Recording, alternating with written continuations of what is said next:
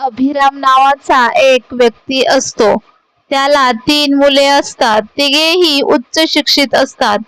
अभिरामने लहानपणापासून त्यांचे खूप लाड केलेले असतात. प्रत्येक गोष्ट त्यांना पुरवलेली असते. ते जे मागतील ते त्यांना दिलेलं असतं. अभिरामचं एक कपड्याचं दुकान असतं. तो खूप दयाळू होता. जमेल ती मदत तो दुसऱ्याला करत होता. मंदिरात देखील तो दानधर्म करत होता.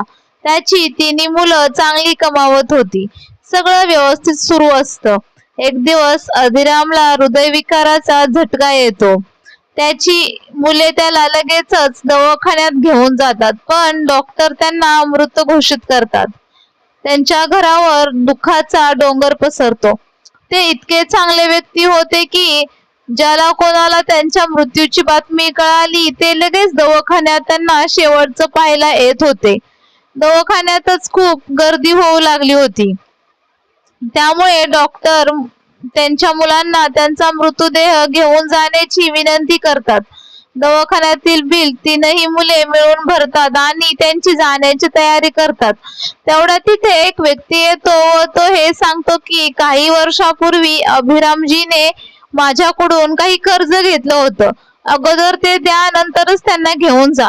त्यावर त्यांची मुलं बोलतात, आमचे बाबा कशाला घेतील कर्ज, आणि त्यांनी आम्हाला कर्जाबद्दल काहीही सांगितलेलं नव्हतं, त्यामुळे आम्ही पैसे देणार नाहीत.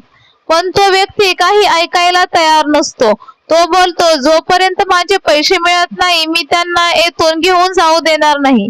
दवाखान्यात एकच गोंधळ उडतो. मुलं काही पैसे द्यायला तयार नसतात.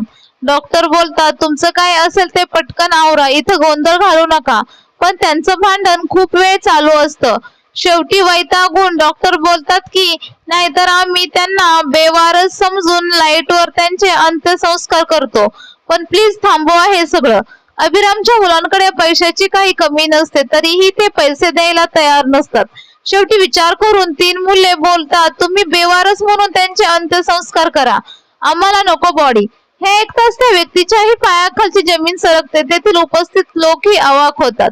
असं बोलून ते तिघे निघणार तेवढ्यात एक आवाज येतो, थांबा.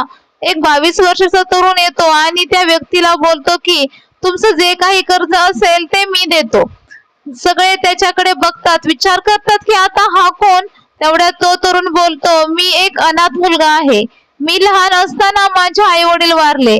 एक दिवस अभिरामजी मंदिरात आले होते आणि त्यांनी मला मंदिराच्या बाहेर फुलं विकताना पाहिलं. त्यांना माझी दया आली. त्यांनी मला सांगितलं की तू शाळेत जायचं, आणि त्यांनी मला एका शाळेत घातलं. माझा पूर्ण शिक्षणाचा खर्च त्यांनी केला. आज मला नोकरी मिळाली हीच आनंदाची बातमी सांगायला मी आलो होतो त्यांना. पण इथं आल्यावर ते गेले हे कळालं. ते माझे वडील तर नव्हते, पण वडिलांपेक्षा जास्त होते. ते देवमाणूस होते. मी तुमच्या पाया पडतो, पण माझ्या देवमाणसाची डेड बॉडी मला द्या. मी त्यांचा अंत्यसंस्कार करेल आणि तुमचं जे काही कर्ज असेल ते थोडं थोडं करून परत करेल. विश्वास ठेवा माझ्यावर, असं तो बोलतो. अशी गयावया तो त्या व्यक्तीला करू लागतो. तो माणूस त्याच्या जवळ येऊन त्याचे डोळे पुसतो व त्याला सांगतो की त्यांनी माझ्याकडून पैसे घेतले नव्हते. उलट मीच त्यांच्याकडून अडचणीच्या वेळी 5 लाख रुपये घेतले होते. परत करायची वेळ आली तर ते गेले. मला त्यांचे पैसे योग्य हातात द्यायचे होते, म्हणून मला हे नाटक करावं लागलं. मला माफ कर. तू त्यांचा रक्ताचा मुलगा नसला तरी ते गेल्यावर तू किती करतो हे कळलं. मी ते पैसे तुलाच देईल.